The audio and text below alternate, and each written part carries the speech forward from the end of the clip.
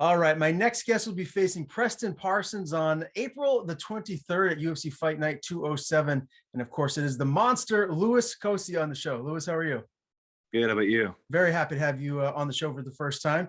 And it's been quite a while since we've seen you fight last. We've got to go all the way back to November of 2020. So why have you been away for so long? I had a couple surgeries after that fight, so I've been sidelined for a minute. So what did you have done? I got I had shoulder surgery in both my shoulders, so labrum tears on both sides, and just got it all done, worked on. Did took my time with it. I wasn't trying to rush back too soon. Fucking didn't want to rush back, get beat up. Now, did this happen in the fight with Sasha, or did this happen in training? I think it's just wear and tear from training. Probably just got worse throughout that fight. Just a grueling sport that catches up. Yeah, I can only imagine. What are the takeaways from that loss to Sasha? I mean, this was the first loss of your career, so there must be some things that you can point towards to maybe work on getting better at. Yeah, honestly, there was a shit ton. Fuck, I looked back at that fight quite a few times, and I noticed a lot. Definitely noticed I could have slowed down a lot more instead of trying to fucking bite down my mouthpiece and trying to kill the guy first thing. Definitely need to work on cardio endurance and all that stuff, staying patient, picking my shots. Probably would have made 3 rounds pretty easy if I would have fucking brought it down 20 to 30%, instead of trying to fucking get my breath back and go to kill mode and all that, it's kind of stupid. But I guess make mistakes sometimes. It was cool though, fucking being there, finally being in the moment. I wasn't really nervous until they started announcing my name. I thought that's pretty cool, but it was like, oh shit, all right, I'm in the lights, and then in the during the time too, you can hear everything, so it's not like fucking finding a show where you can't hear yourself or you can't hear your corners, fucking I was hearing like DC Joe Rogan talk clearly just sitting there. Did that week feel any different for you? Because I'm sure it was very different than Contender Series. No, not really. I mean, the only thing I kind of sucked at the time that you have to stay complacent in your hotel room, which fucking Sasha had to deal with the same shit, so that was like the only thing, honestly, kind of just sitting there. Fucking, if they would have let us go out and do some stuff, that'd been pretty cool. But at the time, they're pretty strict. But no, not really. I mean, you think about the fight here and there. I mean, you're nervous for whatnot. Not really fucking about the fight itself, but no. There's nerves for sure. Was this difficult for you mentally afterwards? I mean, suffering your first loss, because you're not used to losing. You're used to going in there, finishing your opponents fast. Yeah, it sucked, man. It fucking that one definitely stung. I was sitting there thinking, because I was so close to finishing the fight. I was probably like one good punch away, and then fucking 90% chance of winning to get my ass whooped. So I don't know. Now looking back at it, I really don't care. I've changed a lot since then. I've lived somewhere else. I actually train in a different gym. Fucking have a new coach. I actually train in the same gym as that guy, and fucking the guy that was coaching against me is actually in my corner this time around. So different things. It's kind of a blessing in disguise. I feel like I probably would never change if I would have knocked him out. I'd probably just stay complacent where I'm at and just kept on doing the same shit I was doing. I think it would have caught up to me eventually, though. Just trying to fucking bite down your mouthpiece and kill the guy fucking can only last for so long. Yeah, and I see that you're at Syndicate now. How has that been? Obviously, working there with all the great fighters and coaches that are there. It's cool, man. Fucking you definitely don't have to worry about bodies. You get a lot of people in there.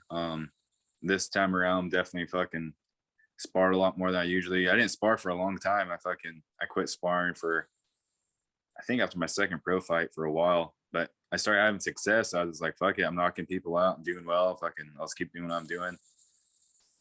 And it was working. Maybe it still would work out. I really don't know. But it was cool to get like a change of pace. Definitely fucking, you get some realistic looks, push those MMA rounds and whatnot. I didn't really do no wrestling for a while either.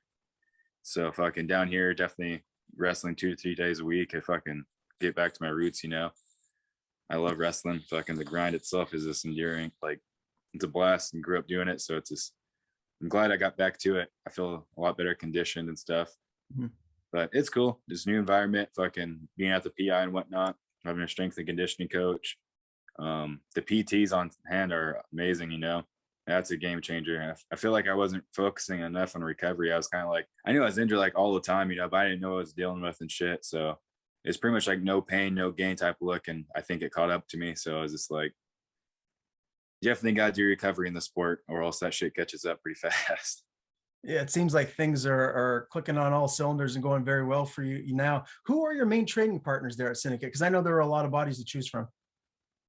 I don't really know. I kind of train with whoever, honestly, anybody my size, or I trained with the bigger guys when I first came down, and uh, just really whoever, you know. I've trained with the 205ers, I've trained with the heavyweights, welterweights, the lightweights. I don't know if we have any middleweights. I haven't seen too many, but just pretty much whoever, you know. Just try to get like a good look from different people.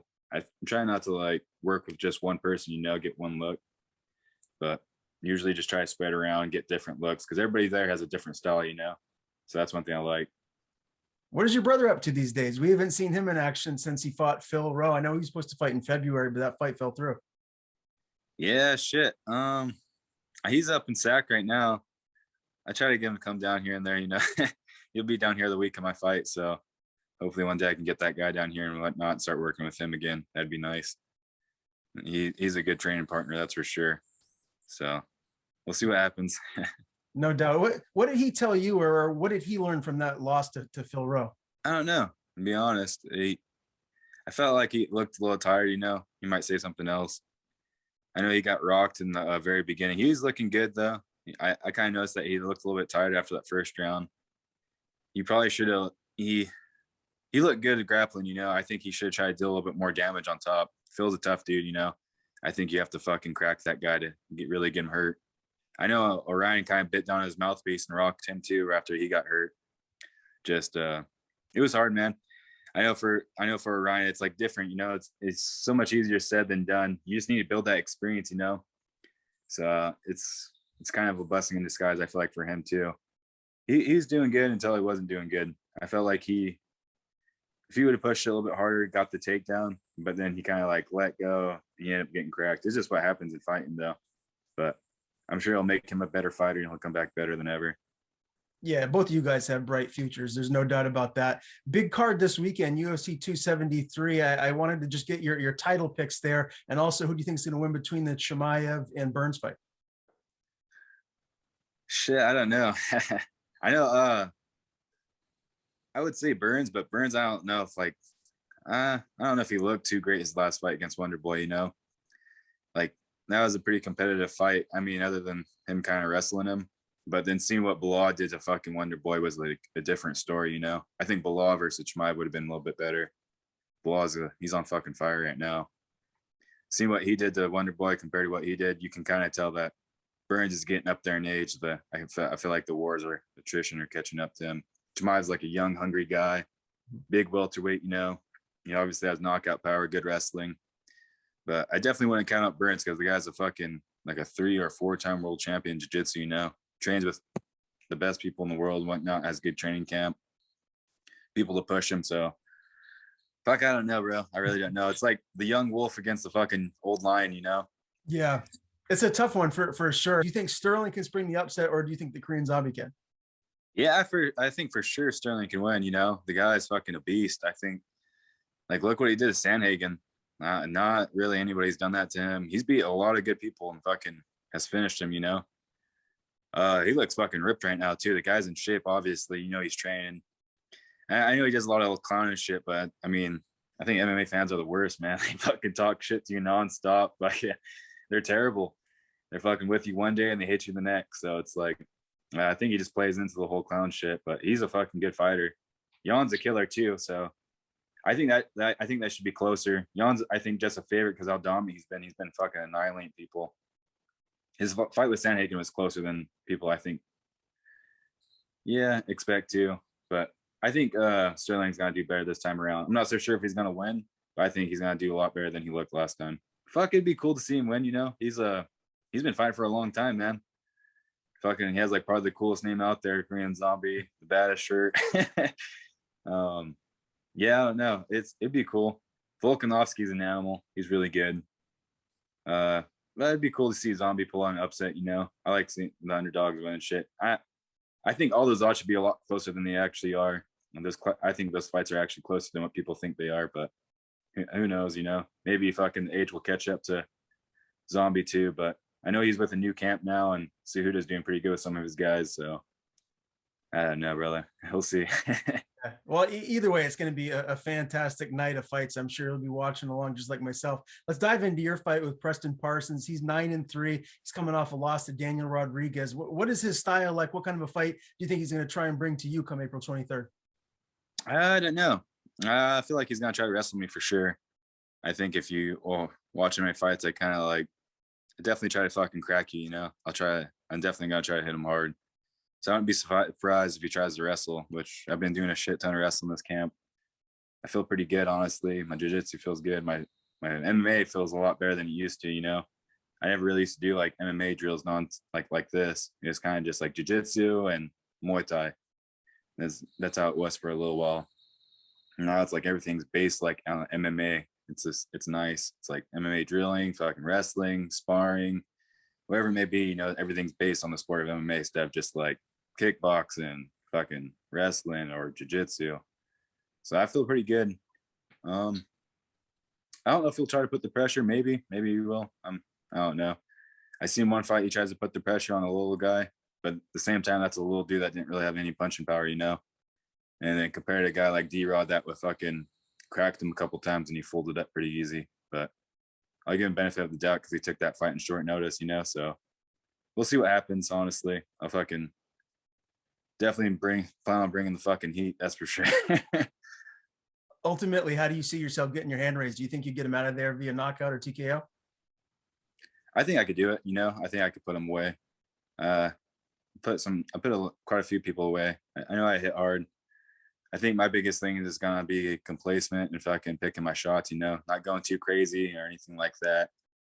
Try to piece him up, or if it turns into a wrestling match, wrestle. But yeah, I noticed that all his wins are by submission and stuff, so I definitely noticed that.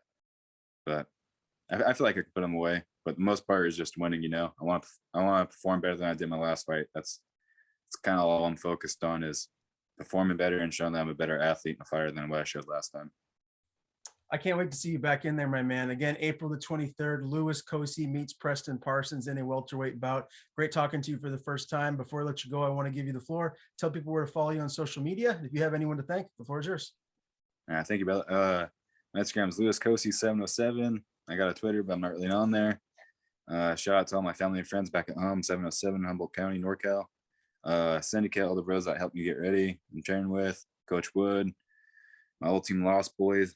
Much love to them, my family, and all that. So tune in.